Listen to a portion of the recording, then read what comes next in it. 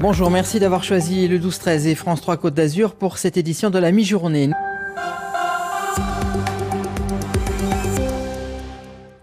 Bonjour, retour sur le plateau de France 3 Côte d'Azur. Voici les titres du journal de la mi-journée. Le dossier de ce journal, il sera consacré à l'arrivée de la 5G en France. On est entré dans la dernière ligne droite. Cette arrivée de la 5G se fait dans un contexte très polémique avec une dangerosité supposée. Invitée de cette édition, Sylvie Bonaldi, elle a fondé un collectif qui s'oppose à la 5G. Elle nous exposera ses arguments. Le dossier de ce journal, c'est hier qu'ont été officiellement lancées les enchères de la 5G en France. Un processus qui permet à chacun des 4 grands opérateurs d'obtenir le maximum de fréquences. La 5G, elle est déjà effective à Monaco. On peut déjà donc en mesurer le potentiel, même s'il y a très peu de téléphones 5G en principauté. Un reportage de Laurent Menet et Loïc Blache. À Monaco, la 5G n'est plus un rêve, mais une réalité depuis un peu plus d'1 an. Dans les faits, rares sont les utilisateurs à en bénéficier. Monaco Télécom, l'opérateur qui déploie le réseau, ne communique d'ailleurs aucun chiffre. Vous pouvez revenir en visible et vous reposer, merci. Chez les pompiers monégasques, c'est pourtant une réalité. Dans la cour de cette caserne, 2 pompiers manipulent un drone. Il est utilisé régulièrement pour des reconnaissances en appui aux interventions.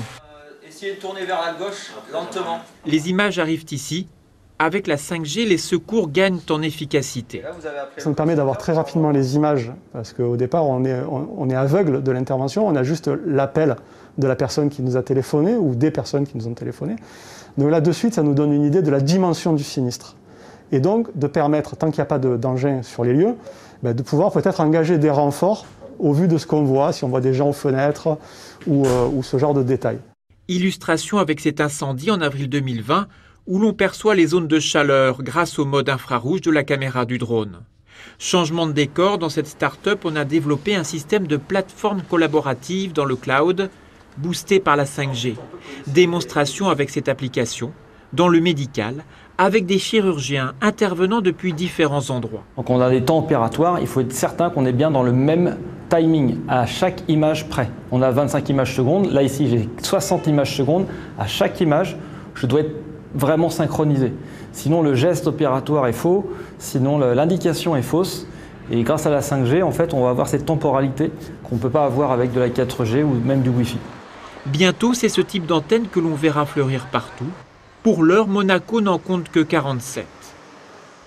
Invité de ce journal, Sylvie Bonaldi, bonjour. Bonjour. Alors vous êtes, c'est pour ça qu'on vous a invité, vous êtes à la tête d'un collectif qui s'appelle Passons-nous de la 5G. Je précise également que vous êtes conseillère municipale et métropolitaine à Nice dans le groupe écologiste. Alors c'est un sujet très polémique. Est-ce qu'on a aujourd'hui des études précises qui montreraient qu'il y a un impact sur la santé pour ces antennes 5G ? On a des études précises qui montrent qu'il y a un impact sur la santé, mais pas que sur les antennes 5G. Enfin, qu'il y a déjà des études précises qui montrent qu'il y a un impact sur la 3G, la 4G. Donc, en fait, la 5G, c'est juste une version supplémentaire qui va augmenter l'exposition des gens, de la population. Mais des études précises, il y en a. Il y a eu un appel de 180 scientifiques et médecins de 36 pays qui, au mois de septembre 2017, ont lancé, je vais vous en lire un petit extrait. Non, on va assez rapidement, dites-nous rapidement. Donc c'est des conséquences, c'est des conséquences sur la santé. Oui, il y a des conséquences sur la santé, oui, bien sûr, il y a des conséquences sur la santé. La problématique, c'est que depuis le début qu'il y a des radiofréquences, on a évalué que l'impact thermique sur la santé, mais pas l'impact athermique. Donc pour l'instant, il y a eu quand même des scientifiques qui ont démontré qu'il y a potentiellement des cancers. Il y a des expériences sur des rats qui ont été faites, qui l'ont démontré. Donc il y a des études qui l'ont démontré, mais pour l'instant, ça n'est pas pris en compte. Alors vous allez voir, on va avancer parce qu'on se pose tous beaucoup de questions sur la 5G, hein, vous, moi, tout le monde. Je propose d'écouter le PDG de Monaco Télécom. Il donne un certain nombre de réponses. Écoutez. Qu'est-ce que la 5G a changé à Monaco ? La 5G va changer la vie des gens au quotidien quand ils auront tous des équipements qui permettent de faire de la 5G et qu'il y aura des applications extraordinaires qui vont se plugger dessus et qui vont faire en sorte qu'il y aura des services formidables. Donc la 5G, pour l'instant à Monaco, pour la vie au quotidien des gens, n'a pas changé grand-chose puisqu'il y a très peu de terminaux qui sont déployés. Pourquoi la 5G est-elle plus efficace que la 4G ? Aujourd'hui, en 4G, on voit n'importe où dans la rue, vous avez, ici à Monaco, parce qu'on a un réseau 4G assez développé, vous avez jusqu'à 50, jusqu'à 100 mégas. En 5G de base, vous avez entre 300, 500, voire 600, 700 mégas. Donc en termes de débit, c'est extrêmement, c'est bien supérieur. Quel est le déploiement prévisible à Monaco et en France ? On en est déjà à la deuxième génération en fait, de 5G depuis un an. Donc c'est un réseau extrêmement vivant qui va se développer.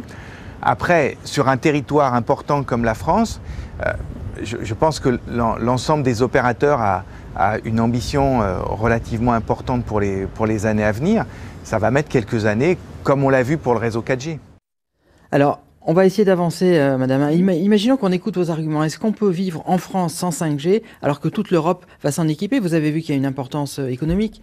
On ne peut pas nier la problématique santé. On vient de le voir avec un reportage sur le Covid, sur la Covid.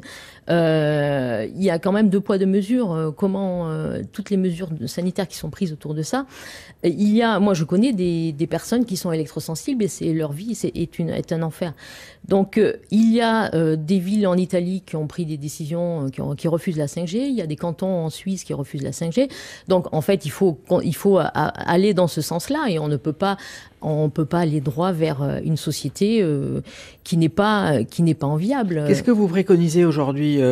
Plus de concertation, des actions un petit peu violentes comme il y a eu à Contes, on l'a vu dans le département. Alors, non. Est-ce qu'il faut aller jusqu'à casser les antennes? Non, il faudrait ne pas en arriver là, mais c'est plus de concertation. Il y a un déni de démocratie énorme puisqu'il y a eu la Convention citoyenne pour le climat qui avait demandé un moratoire et des études indépendantes sur la 5G. Ils n'ont pas été écoutés. Il y a eu donc cet appel de 180 scientifiques que je vais me permettre de vous lire parce que là c'est une parole de scientifique, c'est pas ma parole. Nous, sous-signés scientifiques, recommandons un moratoire sur le déploiement de la 5G, la 5e génération, jusqu'à ce que les dangers potentiels pour la santé humaine et l'environnement aient été complètement évalués par des scientifiques indépendants de l'industrie. Merci beaucoup, madame. Je suis obligée de vous couper parce qu'on a un problème de temps, mais on a compris le message, en tout cas le message que vous vouliez développer. Et je précise qu'on développera ce thème également dans le journal de ce soir.